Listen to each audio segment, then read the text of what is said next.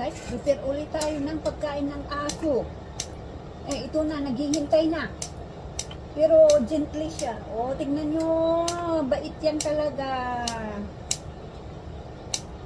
Sobrang bait yan. Hindi siya hindi ba siya, tawag doon, yung pag may pagkain, kakain agad. Hindi, ito. Hihintayin niya talaga yan.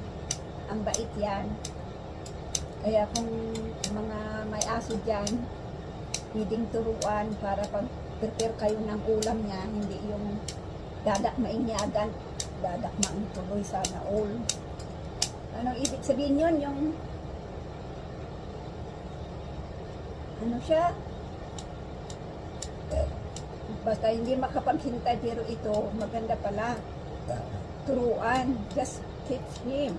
Just wait the food. Right? Sarap? Masarap? Ikaw talaga, ha? Always. Pero mabait siya talaga. Super, super, super, super, super mabait. Super, super, super. Very, very, very, very good dog.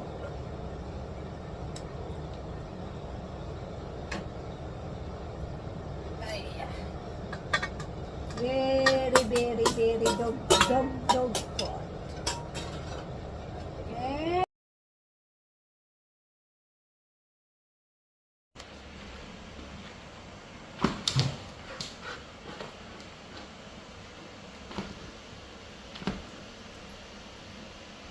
What are you doing? Oh, what are you doing?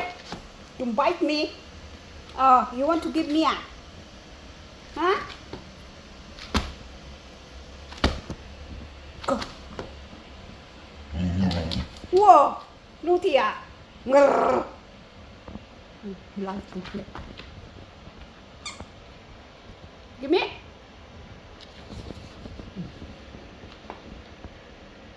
Drop. You want to drop? Bye-bye. I don't like you anymore. Oh, oh, oh, oh.